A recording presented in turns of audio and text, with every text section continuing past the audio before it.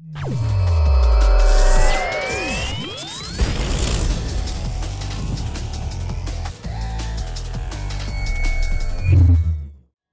guys, and welcome to a new video. New year, new me. No wait. New year, new build. This is what I wanted to say. And it is a melee build.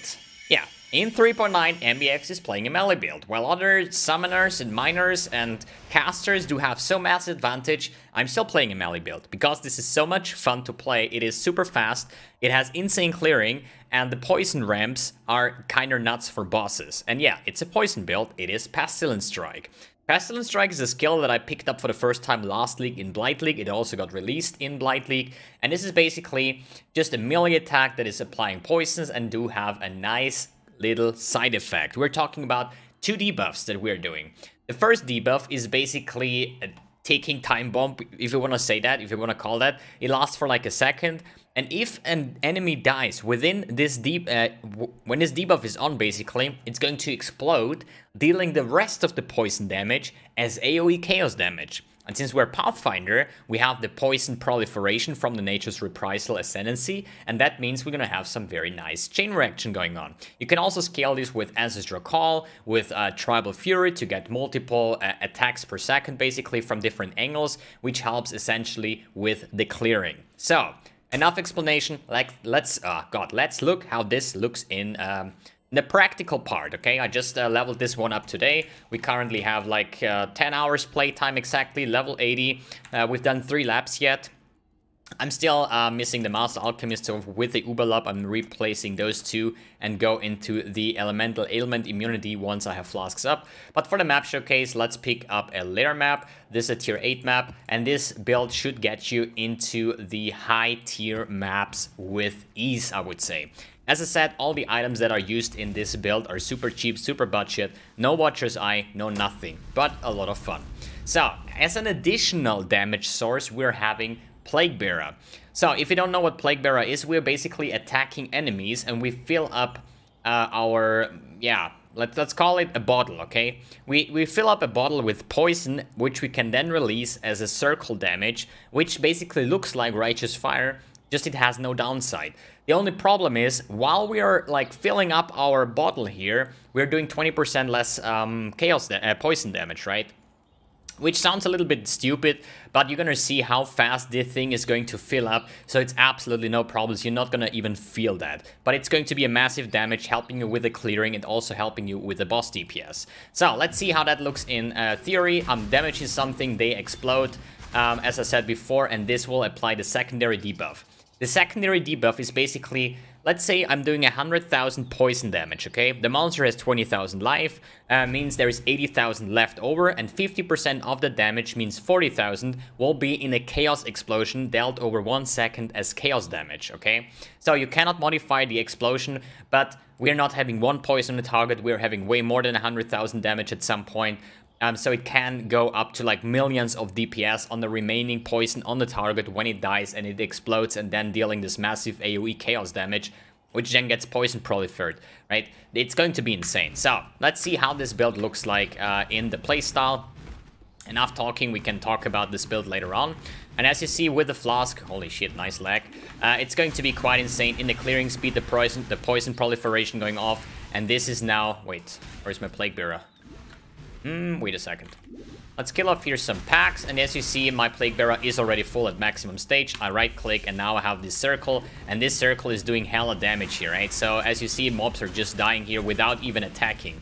So basically the Righteous Fire playstyle, and once it's done, it's just disappearing, and now we're gonna fill up. I killed 1 monster, 31, and once I like having more chaos damage or the explosion going off, nice Divine Orb, it is already maxed again. So as I said, you're not gonna feel it too much with the less poison damage once it's not fill up or gaining.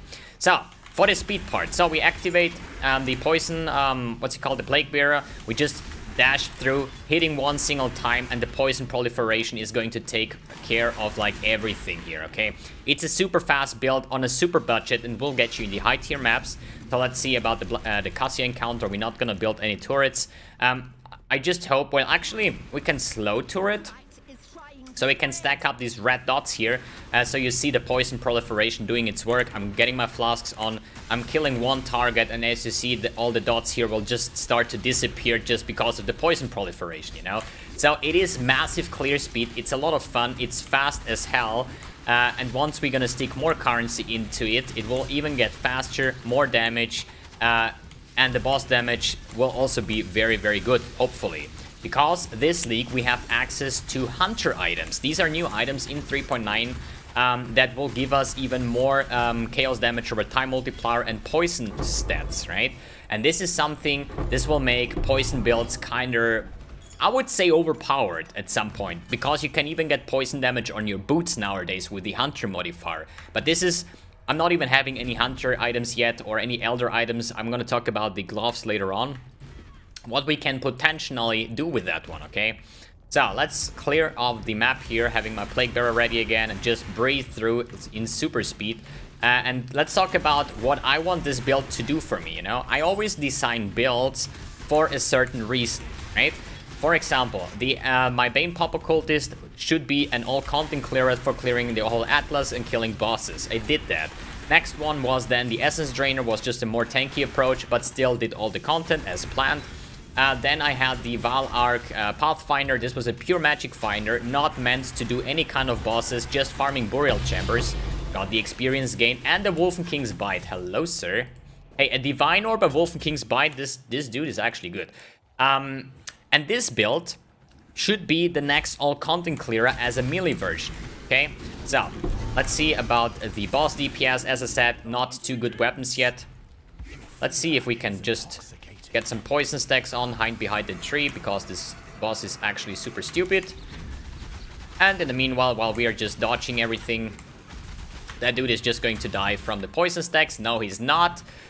Ah, God. Why did I choose the lair map with Rigwald? Ah, can you die now? Thank you. Good, that's done. That was the map. Oh wait, Metamorph. I always forget the Metamorph. So let's do the Metamorph real quick. As I said, if there is mobs around the target, it's going to die even faster. Let's just take the maximum strength here, all the left parts. Shouldn't be too hard. I have Wither Totems to help with the single target DPS. So let's see. Plague Bearer on, and I'll probably get poisoned. This happens so often. Oh wait, it's Rigwald. Hey, why do I do the Metamorph now? Dying in the what's it called, in the map showcase, that's actually a bad part to do. Maybe we survive. I just hope it doesn't do the poison thing, the poison floor, because I haven't upgraded my Pantheons yet, so no poison immunity or something. Oh god. Hey MB, nice map showcase you got there. Okay, it's done. Oof. God, these Metamorphs are so rippy. But as I said, this is the first stage of the build. It's super budget, you know, so everybody can rebuild. If you have like an Exalt left and you say like, hey, that build looks actually fun, I want to try this one out. There you go, nothing expensive in the build. All right, we talked about how Pestilent Strike is working, and we talked about the Plague Bearer. These are our two main sources for our movement skill. We have Whirling Blades to be fast, right? And we have additional Wither Totems that are debuffing the enemy, taking more chaos damage, therefore more poison damage. So let's quickly talk about the gear choices for now. I want to keep the building or the gear part a little bit shorter this time around. Let's throw everything into here.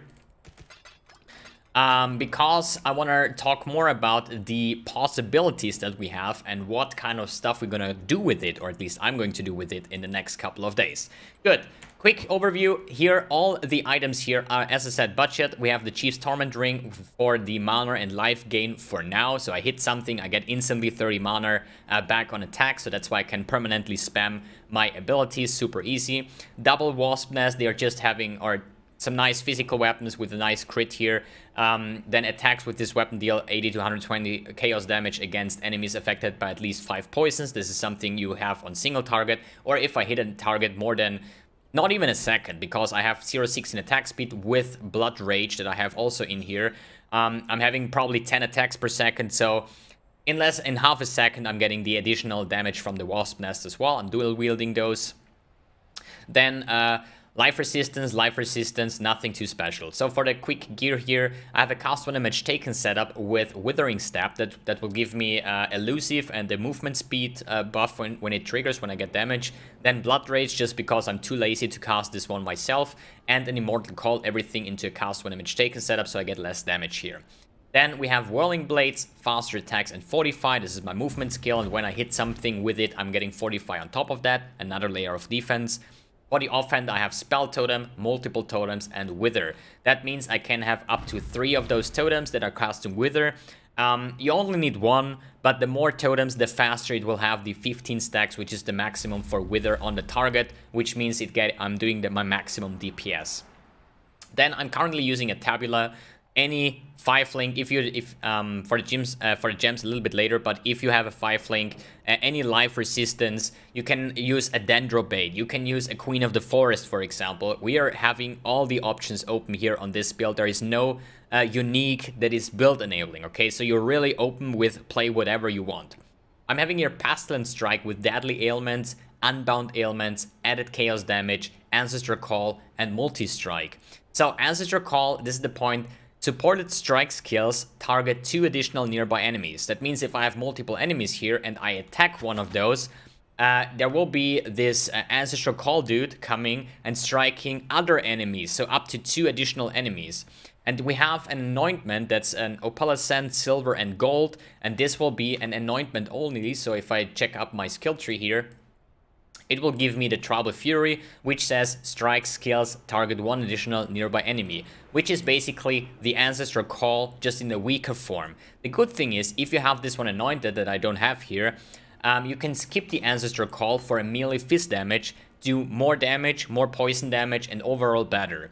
What you could also do is use Ancestral Call with Tribal Fury to hit 3 additional targets, which will boost your clearing quite a lot. And if you have a 5-link, as I said, either remove the Ancestral Call and get Tribal Fury. I think this one would be the best. Or even skip probably Unbound Ailment, something like that. I don't want to miss Multi-Strike because of the attack speed that I get with applying poison. Pestilent Strike is not an option. Ancestral Call will help our clearing if you don't have the Tribal Fury, since this will be like a 2 Exalts anointment. So you have to get rid of either Added Chaos, Unbound Ailments, or Deadly Ailments. Check Path of Building. I mean, we can just do that right here, basically. If we skip all of that and just see what would be the best yeah, well, these are Awakened Gems, so I have to get rid of those. So we start with best would be Deadly Ailments, then Vile Toxins, then we have the Melee Fist, then we have Multi-Strike as our 5-link, and then I like to do the Ancestral Call just for the additional clear. So this would be your 5-link basically, if you are having the Tribal Fury. If not, then skip. I personally would say Melee Fist, to be honest. I like Multi-Strike with the speed that you're getting. That's just my opinion, okay? Good. Then, for the gloves, Blasphemous Grasp. So, this is a special item. This has no use for now, because it says 4% to damage over time multiplier for ailments. Poison is an ailment per Elder item equipped. So, that means if we stick our gear full with Elder items, we're gonna get 40 to damage over time multiplier, which is a lot, which is insanely much. And this is what we're going to do with the next basically update here. So forget about if you're seeing this build, hey, you have the Blasphemous Grasp, you not even have one elder, only one Elder item, which is the gloves itself, 4 damage over time, what the fuck. Get any rare gloves with life resistance for the cheap version, or buy items that are Elder influenced. I'm having here Plague Bearer with Enhance, Empower, and Increased Area of Effect. You cannot scale the Plague Bearer damage, okay? You cannot go and take like Unbound Ailments or anything like that, damage on full life or anything like that. It only, that doesn't work. You cannot modify this damage, skills damage. The only thing you can do is taking Enhance, increasing the quality, which is, I think, the area of effect it has. Then you can use Empower to get a higher level, and the higher level means the more damage you can store up, which is essentially more damage, and you can use Increased Area of Effect to make it even bigger, okay? This is the setup that I use here. If you're starving at sockets, you can remove those here, okay? I would remove First, probably the enhanced, then the increased, and then the empower, because the empower will be an actual damage gain just because we can store up way much poison damage, and it will still get released in the same time. So this is pretty big, basically. Good. Then for the belt, life resistance, I have here an onslaught phasing jewel with life. I got this one for 10 chaos, I think. Maybe 15, I'm not sure anymore. But it gives me onslaught and phasing on kill, and I'm killing a lot, and I'm killing fast, so this is a mapping thing. Then boots, life resistance, movement speed, super easy, precision, Herald of Agony, then Malevolence, and Blood and Sand.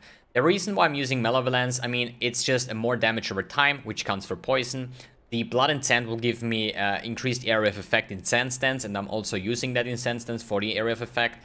Then the Herald of Agony is usually summons the crawler and does damage, you know, which is fine, but we are not focusing on the Herald of Agony. We are primarily focusing on what this gem gives us other than that, which is grants 10% more poison damage. That's for us, not for the Agony Crawler. Maybe for him as well, but the core message here is 10% more poison damage, then Virulence, which is for the Agony Crawler, then chance to poison on hit. So that is pretty huge here for 25%, super easy to take here. And precision, we're still a hitting build, so we need the accuracy and the critical strike chance in a certain portion. Well, actually, it's only about the accuracy. We're still a melee build. I'm currently having a 95% chance to hit, which is totally fine. As long as you're over like 92, 93%, you should totally be fine. Good. That's about the build, or at least the items here, right? So here, another super cheap life-resistant thing. For the flasks, Witchfire Brew, damage over time, Despair Curse Aura, which is super nice. Lowers the enemy resistance in terms of chaos, getting more poison damage, super easy. Then we have the Corralitos Signature. This is a very interesting flask. The main thing here is the increased duration of poisons, but we also get Perfect Agony. What is Perfect Agony doing? It basically says if we're critting with our melee hits, we're not doing extra damage, okay? But therefore, if we have global critical strike multiplier, 50% of those will get applied to our chaos damage over time, right? From the poison here, right? Which is essentially good once you have a lot of like crit multiplier items. But in the end, we're also gonna do less damage with hits. So it means our global damage is reduced by 30% with hits. That means since we know that our poison will get calculated off of the physical and chaos damage that we are applying, means that I'm just doing less poison damage here, right? Because my hits will be 30% less impactful. But therefore, the multiplier will scale my dot multiplier, and this is huge, okay? But it comes with the flask, so it's not a problem if you have global critical strike multiplier on your amulet or anything like that, because we're gonna get damage from the Perfect Agony out of it. Good. Then we have a Jade Flask. I'm Pathfinder. I use the Alchemist's version of Quicksilver and Jade. Here I have evasion rating during Flask effect. This is in preparation of the Queen of the Forest. I want to get the 45,000 evasion rating to get the maximum movement speed. So I'm having currently 2.6k. If I use this flask, I'm on 23,000, which is insane boosted here. And with the other flask, I'm on 35,000, 28,000 here, just because this one gives me increased evasion rating. This one gives me 3,000 flat plus 100% increased evasion rating during flask effect. It's super nice. And Quicksilver Flask to move faster. As I said, no freeze immunity or anything like that, because I plan to use the Master Alchemist here, which says immune to ailments, elemental ailments during any flask effect, which is Ignite, which is Shock, which is Freeze, which is... what are the other ones called? Brittle, Scorch, something like that. But you're gonna get immune to those, so we don't need anything like that. The only thing I want to have is a Bleed Immunity Flask, and that's about it. Good. Let's talk about the skill tree real quick. Starting from the Pathfinder, taking the life nodes, some dual wield nodes with attack speed, because we're still a melee based attack build. Life nodes, a lot of poison nodes. Make sure that you take the claw nodes, not the dagger nodes here. Then life. Here, another cluster with life. Here is dirty techniques with damage over time multiplier, and poisons you inflict deal damage 5% faster, which is essentially a 5% more damage multiplier to your poisons. Then other than that, dual wielding nodes, then life nodes, anything like that. Face acrobatics, the claw notes over here, especially Soul Raker, which gives us damage leechless life and mana leechless life. So as soon as we have enough damage, we don't even have to use a Chief's Torment anymore because our mana gain will be safe. Other than that, life notes, damage over time notes, crit notes, attack speed notes, all of the good stuff here, right? Good. How would this look like?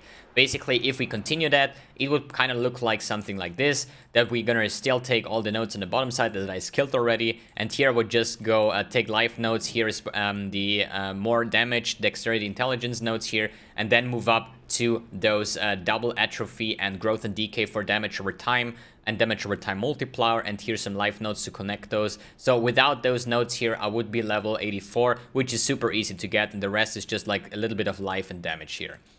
Good, good, good, good. Here, this is wrong. There you go. Jewels would be chaos damage over time, attack speed, resistance if you need them. Life would be nice to have, especially I think on the bottom side here I have life. Life is something you actually want to have on every single item, to be honest, because the league is rippy, so you're gonna have enough damage once your weapons are crafted, basically in the later stages that are super easy to craft, to be honest. And you're gonna have enough damage, so life and resistance should be maxed out, and then with the evasion rating getting another layer of defense. Good. Anything else here? Sorry if I'm a little bit struggling here with the build guide, but I streamed more than 10 hours today. I'm actually super tired. I just want to get this video ready for tomorrow's upload, and then I will start crafting the new stuff. So, what do I have planned for the build? And I'm talking about the Blasphemous Grasp. They say chaos damage or damage over time multiplier for ailments per elder item equipped, and also maximum life. So I'm struggling here a little bit because all the hunter items do have a lot of cool poison modifiers. But luckily, we have awakenings orbs, right? So we can have elder and hunter items, and these are counting for both, right? So this is actually cool. I get the elder, the damage over time, and I'm getting the hunter modifiers that I want to have. And these are the items that I already prepared for tomorrow's crafting stream, which are these ones here. I have an Elder, Hunter, Queen of the Forest, okay? So if I get this one in, it will count for the Elder here. I mean, it doesn't have to be Elder. I mean, it doesn't have to be Hunter. I just made it because it looks cool, okay? It's more essential on the other items like the boots. So I have these boots here. They are Elder, Hunter base. So the Elder counts for the gloves, and the Hunter will now give me mods. I mean, I can get Elder mods as well. But the main thing here is there is a hunter modifier, same as the dirty techniques here, which lets poison you inflict deal damage faster, which is a more multiplier, right? So we have a lot of more stuff here on the other items here. Like on the claws, there is a suffix with the same stat with the poison inflicts faster. So you can get a lot of fancy stuff with the new poison things. And I want to have those, like, all of my gear is now Elder and Hunter. I mean, mostly for the style points, okay? Because for the helm, there is no good Hunter mod, to be honest. You want to have it still Elder just because of the Blasphemous Grasp for the Chaos Damage over Time multiplier here for ailments. But it just looks insanely cool, especially with the Queen of the Forest. So what I want to do here is crafting a lot of fancy stuff here. And this is something you don't necessarily have to do, you know. It's just like because I made all the Burial Chambers, I farmed up more than 100 Exalts. That's why I could gather all these Awakened Orbs and make some fancy looking character. Main prio here is, as I said, the Elder mod for the Blasphemous Grasp. So, how would the crafting look like? This is something we're gonna check tomorrow. There is one thing... like, usually I craft my stuff with either Pristine and Aberrant Fossil because of life and chaos modifiers, but especially I want to talk about the claws. So maybe we have an Aberrant Fossil here that will give us chaos modifiers, and here we have the Corroded, would be the next one, more poison and bleeding modifiers. I have only one of those. You know what, we're just gonna... Let's actually try one big, juicy, powerful Resonator here, trying to get some good mods. So Corroded to get more poison modifiers, then the Aberrant to get more chaos modifiers, and then to round it up, there is one that says, I think, no physical modifiers. This one, Metallic Fossil. What this is doing is basically blocking this one. That one here. This one can have more poison and bleeding modifiers. And I can reduce the chance, so I will only get poison modifiers if I'm using the Metallic Fossil because it blocks the physical, and the physical will also block the bleeding, okay? if I'm here properly correct. Should be. No poison? No, that's the other one. So they should be properly correct. So, we have our poison bleed. We're blocking the bleed. And we're adding some chaos. And we're gonna see what we're gonna get. Bam.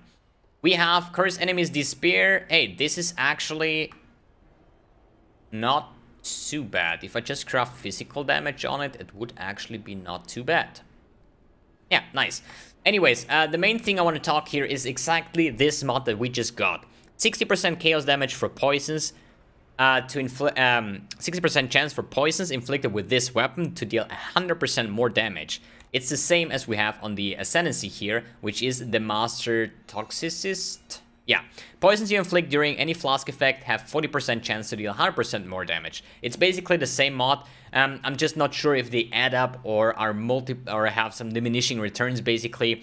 But what it means is just my poisons will do even more retarded damage. And since poison damage scales off chaos damage and from physical damage, I actually want to have this poison modifier with the chaos modifier. So despair and hit is actually okay, but I would rather have this one on my ring and really go for a nice chaos and physical damage on this one. And weapons like those, as you just saw, super easy to craft. There was like 5-6 chaos in the Resonator, and we already have a pretty good endgame weapon for this one. We're gonna do this twice because of the dual wielding effect that we have.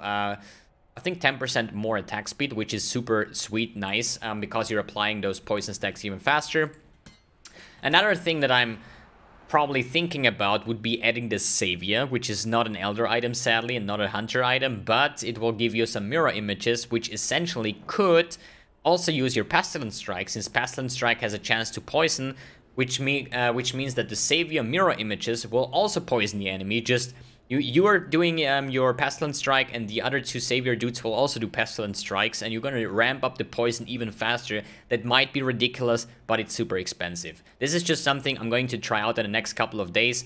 This is, as I said, the build for now, just for the showcase that you see what I'm currently playing and how does it look like. And as I said, once we have this thing sorted out, I'm getting so much more damage, and maybe we're gonna add some Awakened stuff as well, because the Awakened Ancestral Call will hit then up to 3 additional targets, Tribal Fury is 4 additional targets, and if we skip the Blasphemous Grasp and take some Hunter Gloves, they also can have strike an additional target, which makes up 5 additional targets, plus my attack. I could strike 6 targets with 1 attack, so the whole screen will just explode. And this is the things that I want to try out in the next couple of days. It's going to be a lot of fun. It's already a lot of fun, especially before I played with the Queen of the Forest, and the movement speed is absolutely ridiculous. Okay guys, that's it for today's video. Hope you enjoyed it. Thanks for tuning in, thanks for watching, and see you on the next video.